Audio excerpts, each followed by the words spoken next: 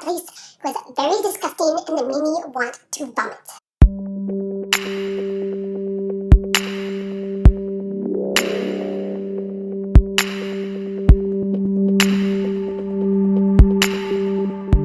Hey guys, welcome back to my channel. For those of you who do not know me, greetings. So today, if you don't know already, is going to be a story time. I usually don't post these story time videos. I think a part of it is because I don't think I'm that great of a storyteller. And then the other part is just I feel like my stories are really juicy but involve other people, and I gotta have a little bit of time to pad it out so I don't look like an a-hole talking about someone that you guys have seen on my social media like 2 days ago. I gotta make it classy, you know? Okay, so this story took place about 2 weeks ago, and it was a result of the fact that I got a job. I'm a college graduate with a job, you know, very exciting, definitely pleasing the mom, the relatives, all this stuff. It was a job that I really wanted, so I was on cloud nine. This job required me to take a drug test. It was mandatory. I was not getting out of it. In fact, when I got the phone call that told me I got the job, I was instructed that I had 24 hours to get this drug test. Well, unfortunately, no, not unfortunately. It was a really great time. So I guess fortunately, I had plans that afternoon and evening. So I told myself that I was going to go to bed, wake up the next day, and that morning the first thing I was going to do was go get that drug test. So I wake up to find that my morning is definitely not wide open, and I just really felt like I was going to be able to get everything done. I wasn't really communicating with my mom, especially the fact that I kind of kept it vague. I didn't really tell her that there was a specific time, you know, and when I mentioned it to my mom, I didn't go in detail about the conversation I had over the phone. So she was under the assumption that I was going to get it done just, you know, that day. And not the fact that I had 24 hours and there was a cutoff and I couldn't just arrive to that clinic before it closes. So I'm doing all this stuff, and then I finally open up to mom exactly what the guy said to me on the phone, and my mom just kind of looks at me like, so by then I realized that that cutoff really did exist and that I needed to leave my house immediately. So I popped in the address to realize it was over 20 minutes away, this clinic, and I hit every single red light, and I was really hungry. I feel like I have to include that because it adds the misery to everything. So I pretty much park my car to a screeching halt, run inside. I'm in flippy floppies, so I'm just flopping along. My little arms are flailing, and I'm huffing and puffing. I'm like, I'm here to sign in. So I probably look like by then that I was on bath salts.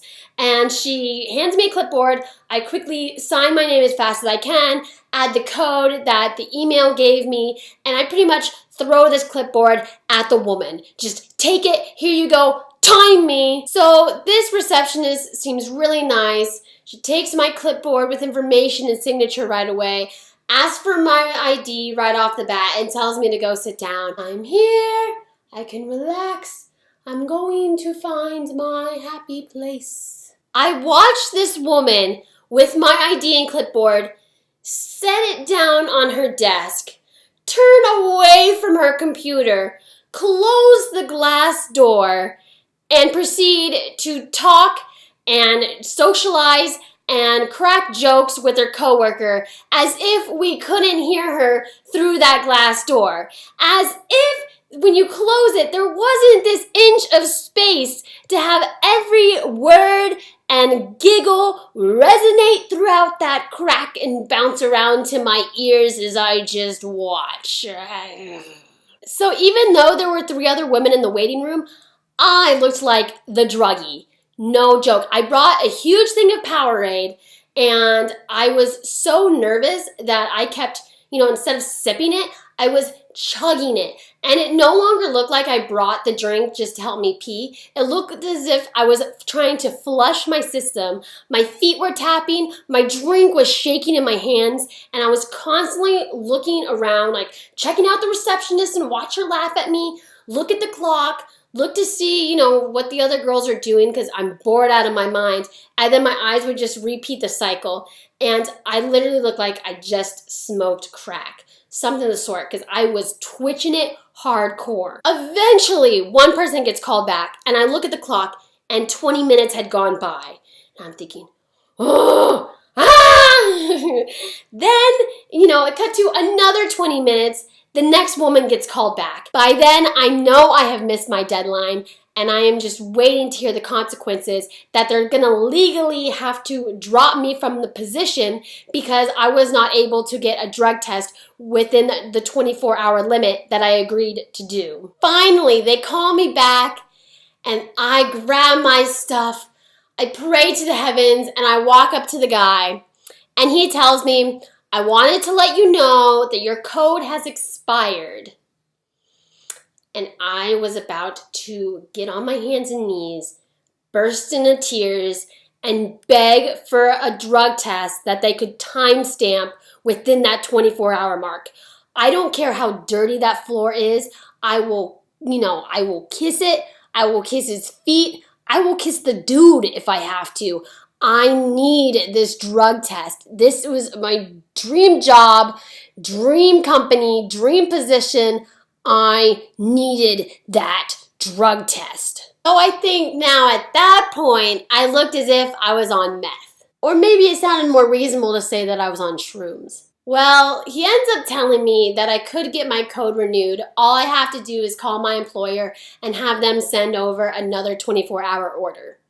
However, that's also just as scary to call them up and say, hey, I missed my drug test. Not as if I was spending the whole 24 hours drinking lots of Powerade and flushing my system. So I decided that I need to call them, and I'm also low-key freaking out about the fact that my phone battery is at 18% and I need to use Google Maps in order to get home. I pick up the phone, call them, and they were as nice as can be and sent over that order form right away. So the guy calls me back again, and this time I'm actually allowed to go back. And he immediately leads me to this desk office area. Not a waiting room, but, to where his computer is. And he opens up a filing cabinet, and he tells me that I have to put all my stuff in there. I got cash in my purse. This place is sketchy. Nobody's really watching him. I don't want to give you my purse. But I realize I have no choice there. So I put my stuff in his little filing cabinet area. And to myself, I'm just thinking, how many $1 and $20 bills did I have in there? He then tells me that to go into the bathroom, the instructions are on the inside, and that the sink is the water's been turned off at the sink, and so I need to come out with my urine and set it in the other sink to wash my hands. So I was just like, okay, this place is shaky. They need a maintenance person. Somebody calls repair. Has this been like this all day? That's really gross. So I go into the bathroom and I close the door, lock it, and check to make sure I'm locking it properly because, this place is already freaking me out. So I do my business and then I am trying to get the toilet to flush and it says that it has a 3-second delay on the automatic system. So that's not working, and I'm pushing the button that goes with it, and the button just wouldn't budge, and I'm thinking, oh shoot, the button is jammed, this automatic sensor is broken, this is really embarrassing for me to go out there and leave urine in the toilet, that's really gross. So I'm in the bathroom forever, dancing, practically getting my face above this public toilet that has, I can feel the warmth of the pee coming up, and I'm just bobbing up and down, dancing, I'm doing this, that. I cannot make this toilet flush for the life of me. So I finally, wrap it up in a paper towel as much as I can, and I go out there, and I'm just so embarrassed. So I'm holding my warm, nasty urine in a cup, and I peek my head around the corner, and I tell him, your toilet doesn't flush. And his response is, I know. Everything about that place was very disgusting and it made me want to vomit. So I give him my pee just really awkwardly. My eyes are at the floor. And he takes it, and while he's handling it, I turn around and I wash my hands, and he says I'm done. So I go to leave, and I watch him walk into the bathroom, and I'm just so embarrassed. And then he just flushes the toilet like no problem. So luckily, I had enough phone battery life to make it home safely. And I go through the door, and my mom's home, and I tell her all about my traumatic experience. And when I say traumatic, it's probably just the fact that I'm a very dramatic person sometimes. And she just laughs. So apparently everything that they did was exactly protocol. So when you do a drug test, you can't have anything on you, especially because people could put fake urine in a purse and use that to give a false read and make it look like that they're not doing drugs. And also they turn off the water so people, I think, to not dilute the pee, and therefore they don't have much to work with. I'm not for sure exactly what all the logistics are with the reasoning behind it, because it's still kind of watered down urine when you pee in the toilet, because I think there was still water in the toilet, if I remember right.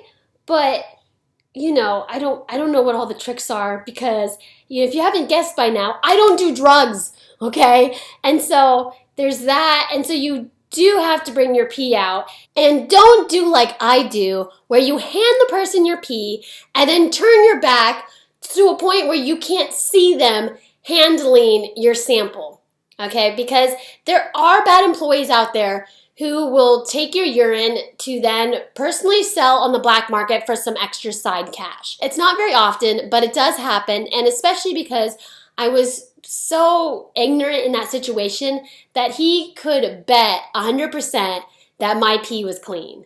And so that would have been black market gold. Instead, what you're supposed to do is watch them handle it, and my mom recommends that you ask for a split sample, and that's just in case if part of that pee was getting some type of misread, or it wasn't handled properly, or something of the sort. I don't know what all can go on these days, and the statistics now that things have gone probably better and more heavily regulated. But so you never know, you have that other half of your sample to then provide for a rescreen. That's how you're supposed to do it. And I really wish I had a chance to talk to my mom beforehand about how a drug test really happened. Okay, so that concludes my story. Sorry it's a little long, but I wanted to include both parts of that amazing first experience that I had. And if you like this video, click the like button and leave a comment about if you've ever gotten a drug test, if you had any disasters, if you didn't pass one. That's juicy. I want to know that. So, and last, hit that subscribe button because I have clean pee. Look how beautiful these are. Now, if you can see that they're kind of a mauve. They're a mauve color, kind of like